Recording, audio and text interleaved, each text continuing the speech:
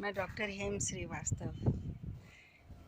क्या होता अगर पक्षी नहीं होते? पक्षी की जगह सिर्फ 4 पैरों पर चलने वाले प्राणी ही होते, तब क्या होता? दौड़ने वाले जानवर ही होते तो क्या होता? यानी कि कर्सोरियल होते, एरियल पशु ना होते तो क्या होता? एरियल हुए पक्षी, कर्सोरियल हुए ज़मीन पर दौड़ने वाले, फोसोरियल हुए जो ज़मीन के अंदर बिल या गुफाओं में रहने वाले। तो आप जानिए कि फोसोरियल जो पशु हैं, जो गुफाओं या बिलों में रहते हैं, उनका मूवमेंट, उनकी गतिविधि बहुत सीमित होती है, कुछ जगहों तक ही सीमित होती है। वे बहुत दूर दूर नहीं जाते हैं, वे आसपास की लोकल स्थानीय जगहों पर ही जाते हैं, घूमते फिरते हैं।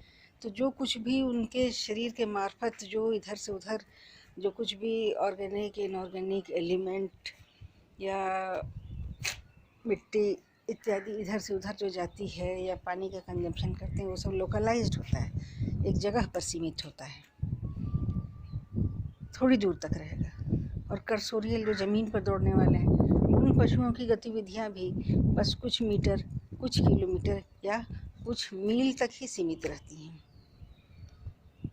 तो ऐसे में अगर वो कुछ एलिमेंट, नेचर का कोई एलिमेंट या इकोसिस्टम के किसी भी नॉन लिविंग पार्ट को, रेशे, पंख, मिट्टी, धूल, बीज इत्यादि को अगर इधर से उधर फैला पाते हैं या डिस्पर्स कर पाते हैं, तो वो भी एक सीमा में ही होता है। कुछ मील, कुछ गज, कुछ किलोमीटर, ये उनकी सीमा है।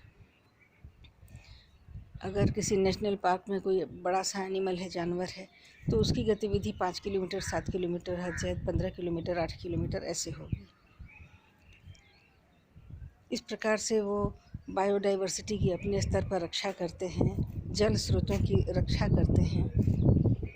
उनके रहने से बहुत ताप एब्जॉर्ब हो जाता है, जिससे कि एक तापक्रम संतुलन बना रहता है। पेड़ पौधों के बीज इधर उधर छितराते हैं। लेकिन अगर पक्षी ना होते तब क्या होता है? पक्षियों की गतिविधि बहुत सीमित नहीं होती। पक्षी उड़ करके कहाँ के कहाँ जाते हैं। ये 100 किलोमीटर भी दूर तक जा सकते हैं, ये 500 किलोमीटर भी दूर जा सकते हैं। साइबेरियन क्रेन, ये सब पक्षी हज़ारों किलोमीटर दूर जाते हैं। तो इतनी दूर से ये कितनी तरह के पदार्थों को, मिट्टी को, तरह तरह के रेशों को, बीजों को सारे संसार में ये वितरित कर सकते हैं। ये एक जगह से बहुत दूसरी जगह तक जाते हैं। इनके वितरण की क्षमता अपार होती है। फल कहीं भी खाते हैं और उसका बीज कहाँ पर ले जा कर के गिराएंगे, इसका कोई ठिकाना नहीं होता।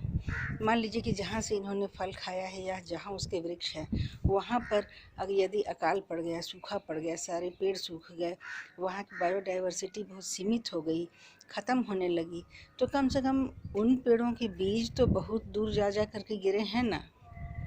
वहाँ पर कभी अनुकूल समय पा कर के फिर यही उगेंगे, फिर यही जमेंगे, फिर यही बड़े होंगे और फल देंगे। यानी कि एक जगह बायोडाइवर्सिटी की अगर जैव विविधता की हानि हो रही है, तो वो दूसरी जगह पनप सकती है, बिल्कुल दूसरे इकोसिस्टम में पनप सकती है, बिल्कुल दूसरे मौसम में भी पनप सकती है।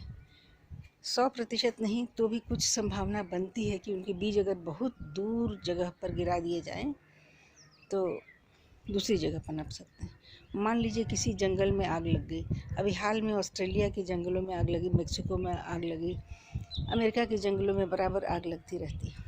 तो वैसे आग से बहुत बड़ी बायोडाइवर्सिटी की हानि होती है।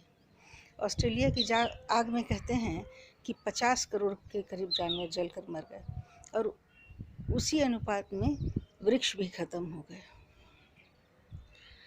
तो अब इन जंगलों में जो दुर्लभ पेड़ थे, उनके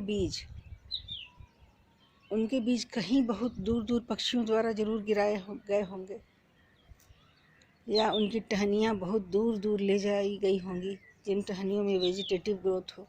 तो ये पक्षियों के कारण ही हुआ होगा कि बीज बहुत दूर जा कर के कहीं उगेंगे ज़रूर, हम ऐसी आशा कर सकते हैं। जहाँ बायोडाइवर्सिटी की हानि है, वहाँ पर पक्षी बहुत मदद करते हैं। जो दुर्लभ पेड़ सदा के लिए समाप्त हो गए उन जंगलों में, वे आशा करते हैं कि कभी न कभी बहुत सुदूर सुदूर के इलाकों में वे उगेंगे आज न कल। तो ये चेतना हमें पक्षी देते हैं। उनके बीज बिल्कुल बहुत दूर कहीं ना कहीं गिराए गए होंगे और वहाँ से वापस उन्हीं जंगलों को आएंगे, जबकि आग लगे हुए जंगल का वातावरण फिर से पनपने के लायक हो जाएगा। तो खोई हुई जीव विविधता को लौटाते हैं पक्षी। फिर मिलेंगे। जय हिंद, जय भारत।